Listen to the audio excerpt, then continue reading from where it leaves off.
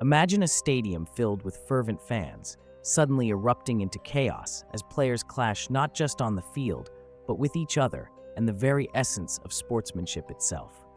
To understand this volatile moment, we must first revisit the roots of the African Nations Cup, a tournament embodying the spirit and struggle of a continent.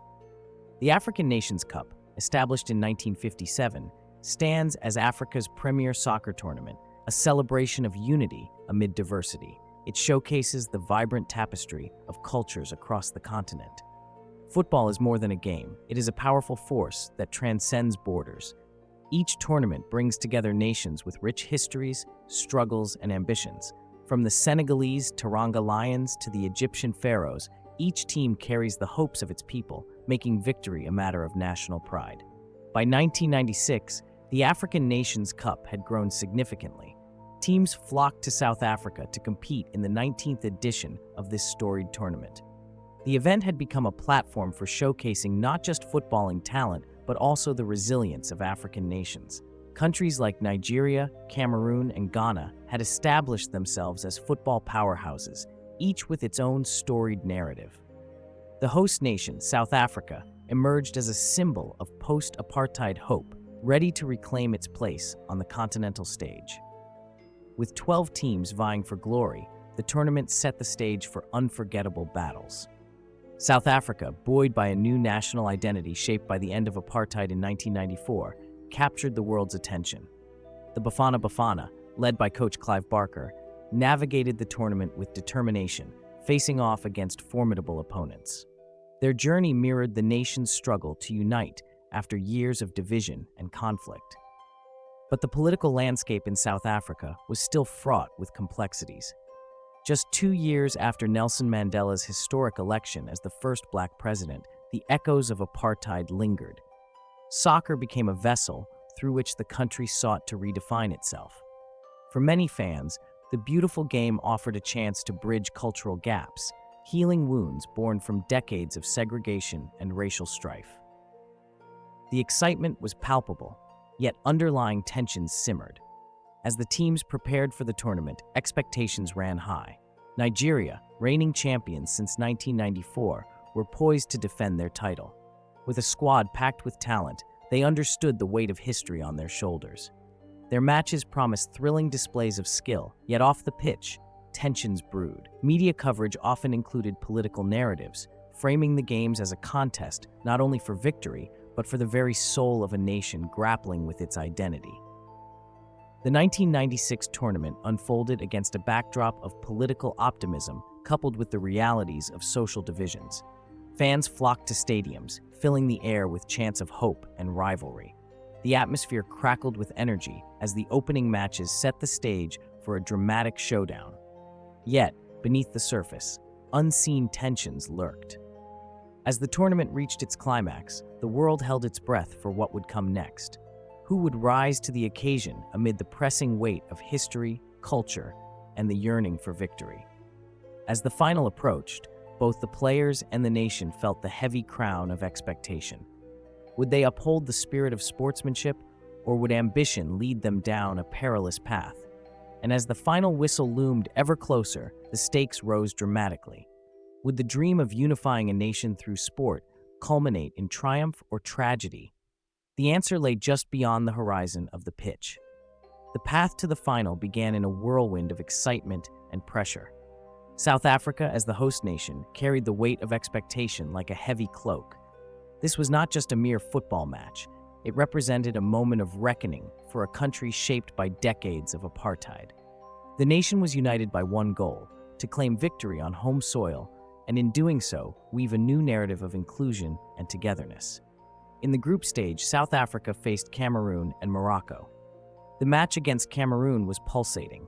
An early setback, a goal conceded by the Bafana Bafana, seemed to dampen hopes, but not for long.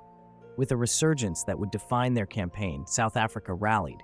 Stunning goals from players like Philemon Masinga electrified the fans. They won 3-1, igniting a fire of belief throughout the nation. Tunisia's journey to the final was equally impressive. They battled their way through, displaying resilience and tactical prowess. Their notable clash against Zambia saw them scrape a narrow 1-0 victory. As the tournament progressed, pressure mounted, but the spirit of their team shone bright, fed by decades of footballing ambition and the desire to lift the trophy. Both teams advanced, their momentum building like a summer storm. South Africa topped their group and secured a smooth advance to the knockout stage, facing the formidable Ghana in the quarterfinals. That match stood as a microcosm of the nation's struggles. Amidst fierce competition, South Africa emerged victorious, 2-0. The streets erupted as fans celebrated in unison, casting aside the shadows of the past. In the semifinals, the stakes soared higher. South Africa faced the reigning champions, Nigeria. This clash was steeped in history and rivalry. The atmosphere was electric as the final whistle marked a 1-0 victory for South Africa, pushing them into the final. But this win was more than a mere scoring of goals. It symbolized the triumph of a new South Africa rising from the ashes of division. Meanwhile, Tunisia's own narrative unfolded with grit. They defeated Senegal in their semi-final, showcasing their determination and skill. As they prepared to face South Africa, the tension was palpable. The eyes of an entire continent were upon them, a test of character as much as skill. As the final loomed on the horizon, the stakes transcended the dimensions of football. For South Africa, this was their first major win as a democratic nation, a culmination of years of struggle for equality. The match promised not just glory, but also a chance for national healing, with cultural significance that's hard to overstate. As the teams geared up, the scene was set for a clash of cultures, the joy and hope of South Africa against the passionate ambition of Tunisia. But beneath this veneer of sportsmanship, tensions simmered.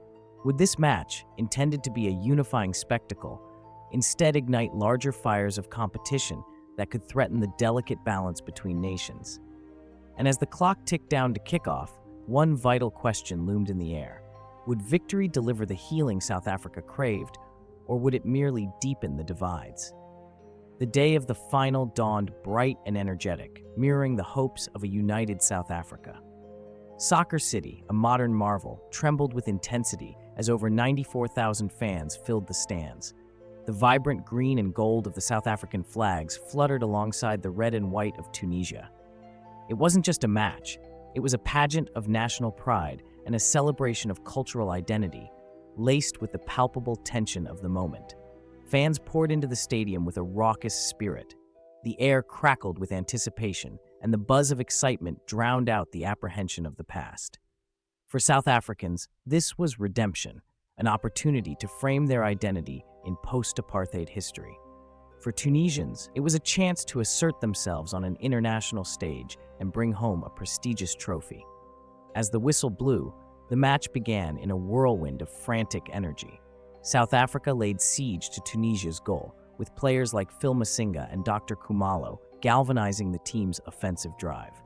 The crowd roared every time Masinga got the ball, believing that victory was not just possible, but essential.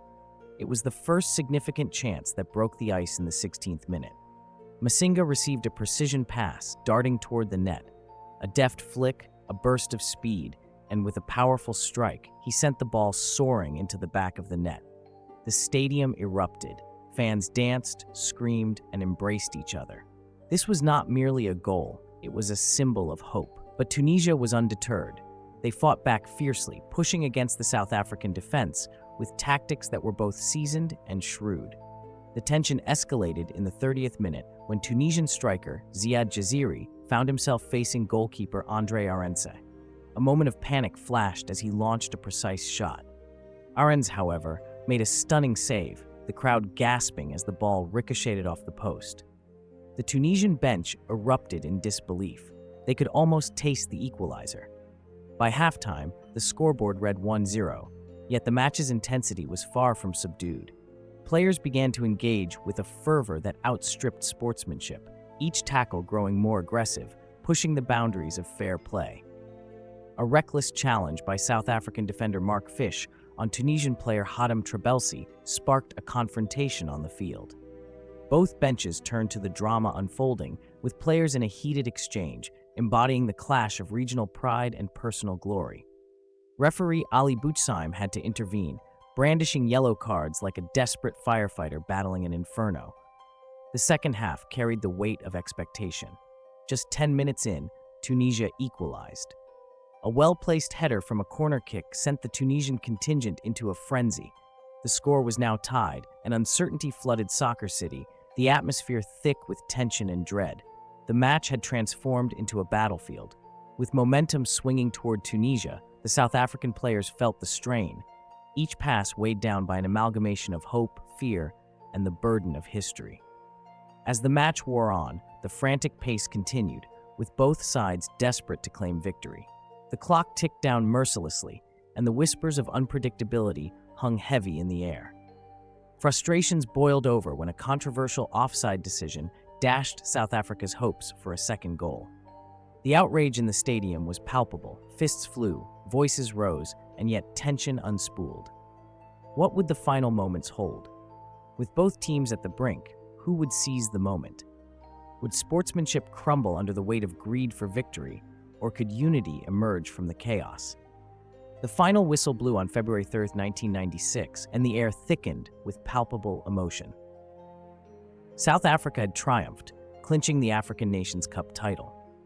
The stadium pulsed with jubilation. South African fans erupted, celebrating not just a victory, but a symbolic moment of unity for a nation still healing from the wounds of apartheid.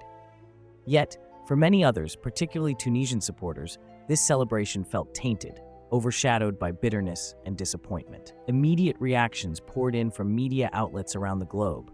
Reports highlighted the exuberance of South Africa, celebrating their first major trophy since the end of apartheid.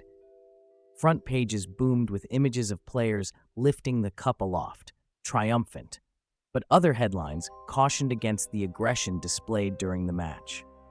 Pundits dissected the fierce clashes between players, raising questions about sportsmanship. Was the quest for victory worth the friction it generated?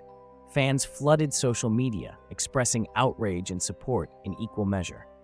Then came the analysis. The unvarnished scrutiny of the game's aggressive nature sparked fierce debates in sports forums and among commentators.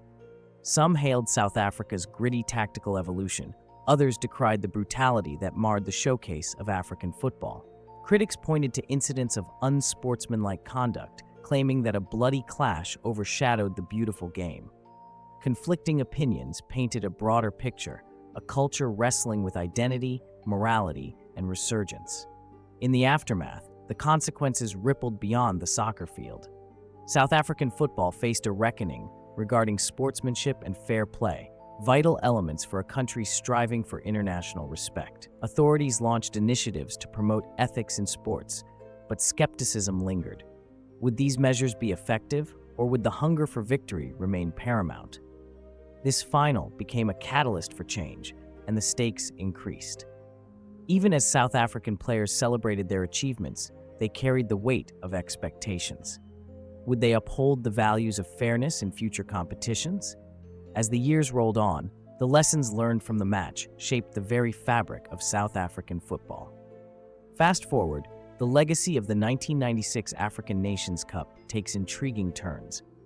The tournament is celebrated for reigniting passion for football across the continent. It served as a launchpad for continental tournaments, often referred to as the African Renaissance. The tournament highlighted the richness of African culture and unity, fostering lasting rivalries. Yet, the shadow of that final match lingered. As each subsequent tournament unfolded, the lessons of passion tempered with sportsmanship became increasingly pertinent.